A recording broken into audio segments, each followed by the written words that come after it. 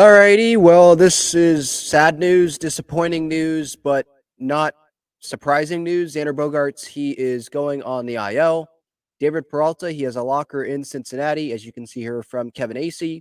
And I saw this tweet initially, like I think a lot of Padres fans, and we were like, okay, maybe it's not that bad. Not surprised he's going on the IL. Then you see the next tweet or the quote tweet from Kevin, and that says Xander Bogaerts has a fracture in his left shoulder. No indication of labrum tear or need for surgery. Bone has to heal. He intends to play again this season. Perhaps by late summer, he remains in Cincinnati with the team, and more tests are planned today. So Xander's been waiting to speak on this publicly. So we have not heard from him as of this recording on his thoughts on this. I think when he does speak, he's probably going to be pretty honest, like he usually always is. And this freaking sucks. I was just starting to turn the corner because that's what he was telling the media. Like it seemed like things were going good. Wasn't sure how long he was going to go with the axe bat, but the results were a little bit better. I believe he had a 6-game on base streak or 6-game hitting streak before Monday's first game where he gets hurt. When we saw that, reminds us of the Trevor Story injury. He's out for the season. So what makes me worried is when Kevin writes he intends to play again this season, perhaps by late summer. So what are we talking about? August, late August, definitely after the trade deadline, early September. What are we talking about here? So that's a long time to not have one of your big paid players. He may not be one of your best players so far this season, definitely not, but he's still an important piece of this team. I look at it a little bit both ways right now. I say it's not that significant because he hasn't been performing that great. This isn't Jerks and Profar's production going into the trash can for months. You know what I'm saying?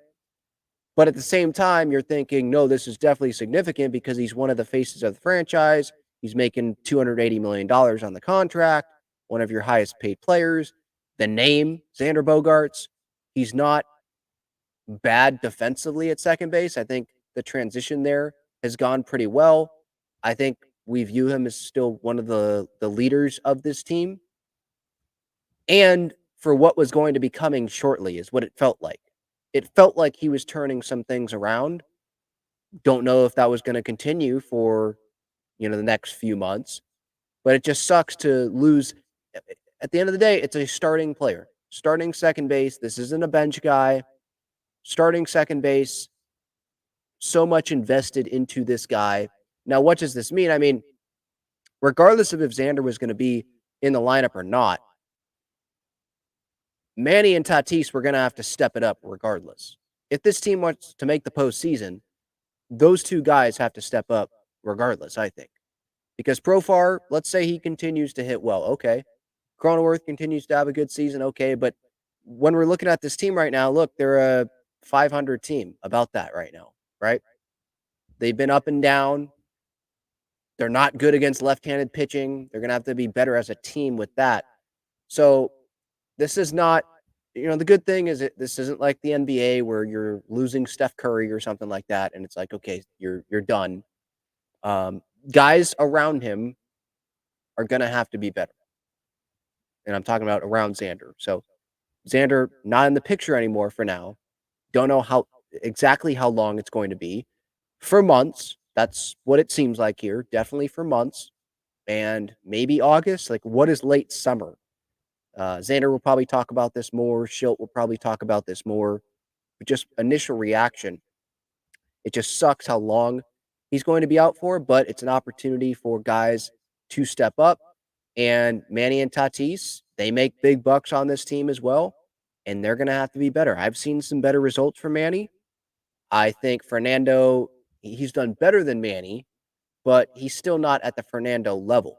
And overall, Manny this year, 0 WAR, according to Baseball Reference. 225 average, an OPS plus, almost 20% below league average. Needs to be better. He knows that. Tatis has to be better. And the good news is it's May 22nd, and this is where the Padres are at. It's not September 22nd or August 22nd, and they're a 500 team. So there's room to grow here. There's still a lot of room to have these guys get their seasons turned around. But it's a significant loss. It's a starting player. It's one of your big players that you invest a lot of money into financially.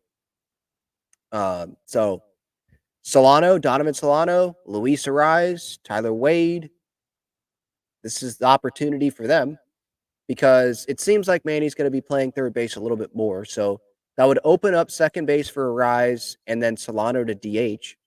They're bringing David Peralta up. He's not the same David Peralta that he was in his prime years ago, but it's still a left-handed bat. It's a better option than someone like Graham Pauley right now, in my opinion, because Graham Pauley needs to have the everyday at-bats. David Peralta, this is who he is now. He's a vet. It's a bat off the bench, someone that can DH, someone that can play the outfield if you need him to. Or with Graham Pauley, like, I want him playing every day. I don't want him the up-down stuff, the bring him up to the big leagues, but he's not getting consistent at-bats. I don't think that really helps him, doesn't help the Padres long term. So, Peralta, he was with the Cubs, he was with the Dodgers last year. Obviously, he was with the D-backs, was with the Rays, now with the Padres. I believe he's going to be wearing number 24. So we'll see what that situation is going to look like with David Peralta. I was an advocate to sign David Peralta in the offseason just as a good bench bat. I don't think I was clamoring for him to play every day in left field. I just thought add someone along with Jurickson Profar because Jurickson Profar was coming off of a down season, and I don't think really anyone was expecting him to do what he is doing right now. He's definitely very relevant in this Padres lineup, and he's even more so with Xander's absence because he's going to be counted on, along with Manny and Toddy and Crony, guys like that, to continue to perform. Jackson Merrill, we'll see what we can get from him. Luis Camposano. So give your thoughts in the comments. The loss of Xander Bogaerts going on the IL. It's going to be for a significant period of time. This is not a couple of weeks. This is months. So Donnie Barrels, let's see if he can step up. Luis Ariz. How about the timing of this, right? They get Luis Ariz. He's played, a couple weeks with the Padres.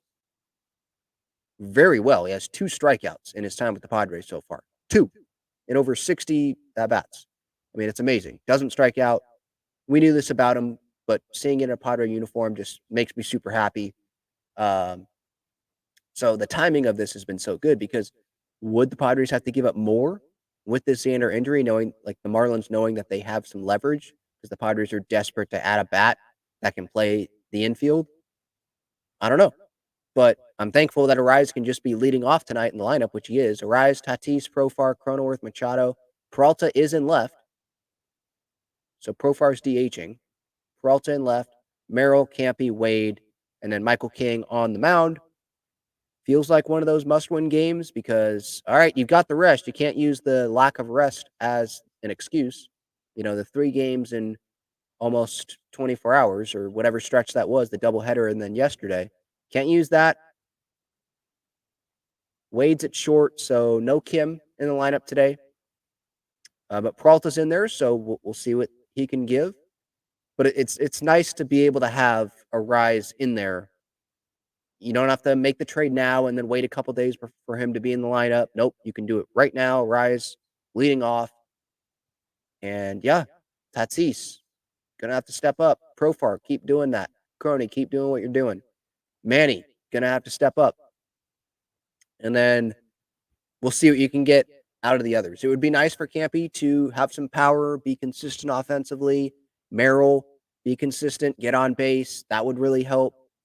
And I have the thought of Bogaerts, it's not like they're losing their MVP of this season so far, but it's Xander Bogaerts, the name, and what maybe was coming around the corner. So it sucks. But I guess the good news is the Padres, even with Bogaerts not playing to what we want him to be playing at so far this year before the injury, the team was still treading water. It was still, a 500 team with Musgrove him missing some time, Darvish missed some time, Manny, Tatis not performing up to the level of what we want, what they probably demand from themselves as well. So you could look at some things and be like, well, they've treaded water, they're around 500. Now, if we can get some good performances from guys that need to be better, then this team can, stay above 500 and go be that playoff team.